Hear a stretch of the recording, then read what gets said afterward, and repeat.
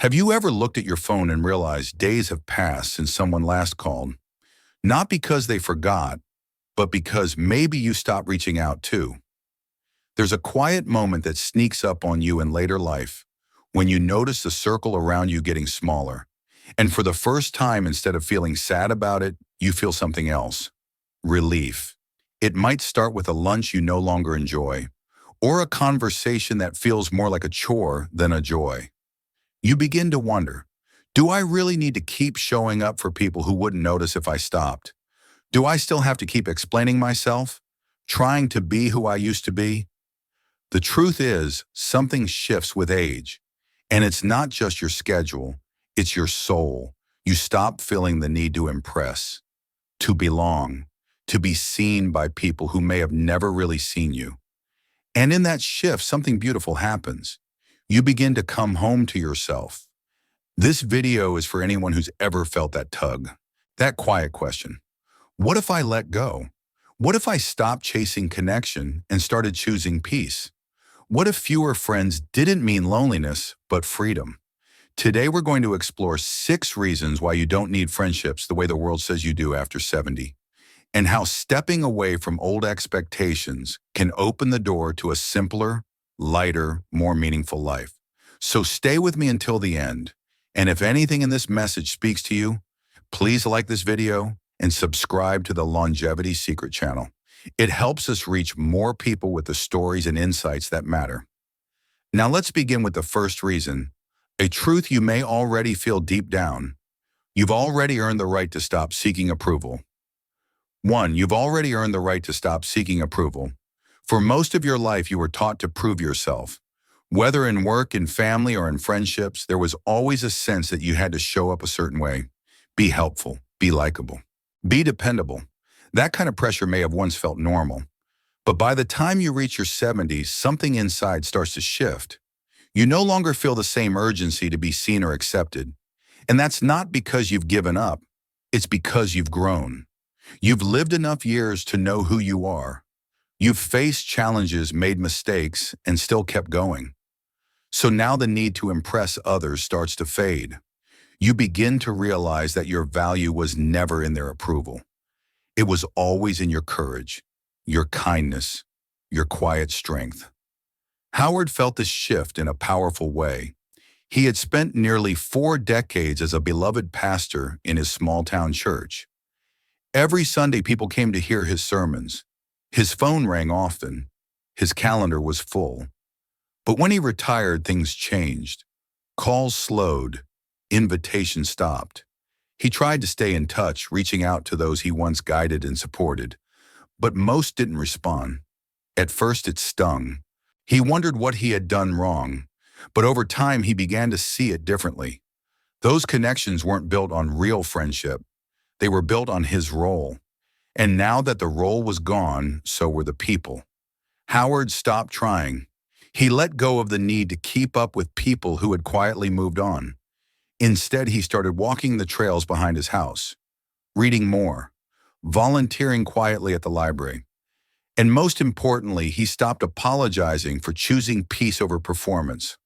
For the first time in years, he felt like he belonged to himself again. That's what happens when you let go of the need to be validated. You stop chasing connection for the wrong reasons.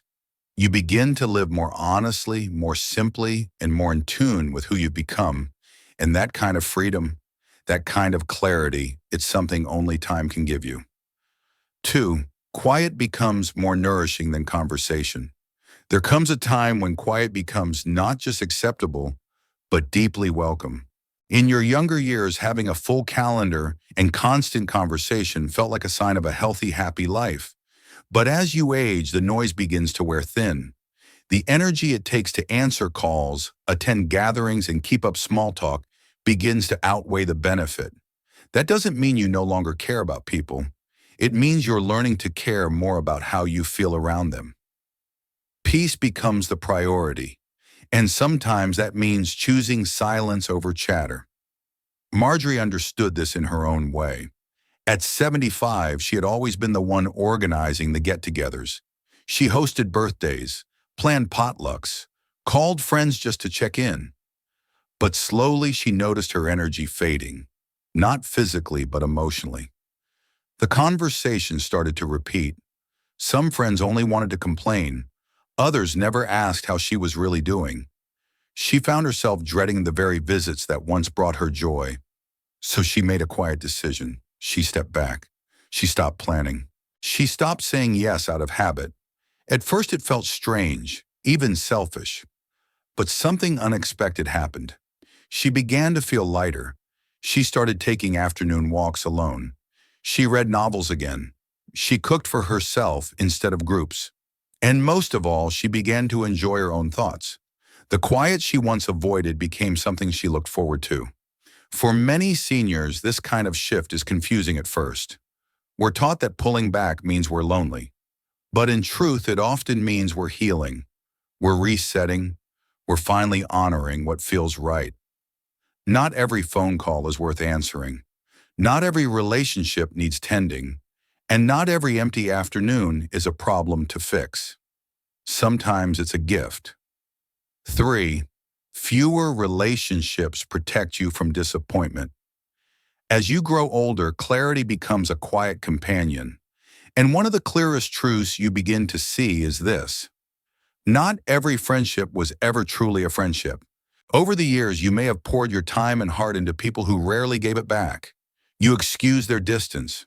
You justified their silence. But in time, those patterns speak louder than words. And that's when you begin to choose differently.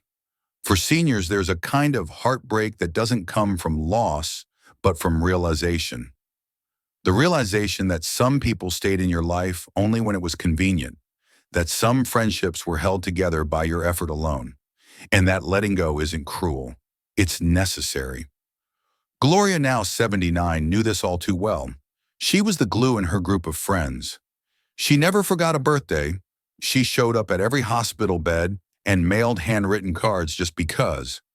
But when she had surgery on her knee last year, something changed. She waited for calls, for visits, for someone to notice her absence. But the phone stayed silent. It was painful. More than the surgery itself. She realized then that many of her friendships were built on her giving, not mutual care. And after months of feeling disappointed, she decided to stop giving where she wasn't seen. She didn't become bitter. She became wiser. She now keeps a smaller circle, a niece who checks in every week, a neighbor she walks with every Sunday. That's it. And that's enough. Because when you reduce the number of people who have access to your heart, you also reduce the chances of it being hurt. Fewer relationships don't mean less love. They mean less disappointment, less expectation, less emotional noise. And sometimes that quiet is exactly what your heart has been asking for. 4. Time becomes your most precious treasure. In youth, time feels endless. You say yes to everything. You stretch yourself thin. You believe you can always rest later. But after 70, something shifts. Time begins to feel finite. Every hour, every day becomes more meaningful. And how you choose to spend it becomes sacred. This change isn't dramatic. It comes softly, in a tired sigh after a long visit, in the way you hesitate before answering a phone call, in the quiet realization that not every plan brings joy. Richard, now 81, once loved being the center of attention. His social calendar was always full: dinners, game nights, weekly calls. But over the last few years, those events started to feel different. He'd come home exhausted. He'd notice how little the conversations mattered, how much time was spent complaining or gossiping or just filling the air. One afternoon, after returning from yet another lunch that left him feeling drained, he made a change. He said no to the next invitation, and the one after that.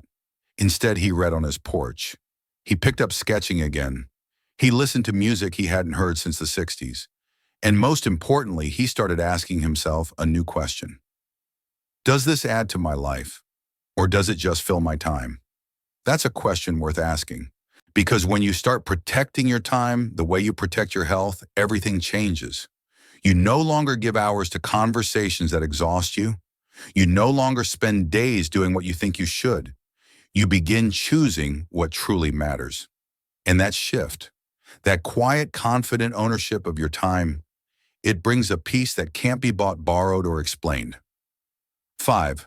The best company may be your own. One of the most freeing discoveries in later life is learning that your own presence is enough. After decades of being surrounded by others at work and family life and social groups, you finally have the chance to be still. And for the first time, that stillness feels good. We spend so much of life trying to stay connected, making plans, checking in, making sure we're not left out. But at some point you realize that being alone doesn't mean being lonely. It means being free, free to rest, free to think, free to be fully yourself without needing to explain a thing. Eleanor at 76 used to pack her week with activity, lunch dates, book clubs, Sunday calls with friends she hadn't seen in years. She feared that if she didn't stay busy, she'd start to feel invisible. But after a while, all that effort started to wear her down. She noticed she wasn't really enjoying those calls. The conversations were repetitive. The energy felt off. So she tried something different. She stopped filling her time. She went to the cafe alone, just her and a book. She took walks without her phone.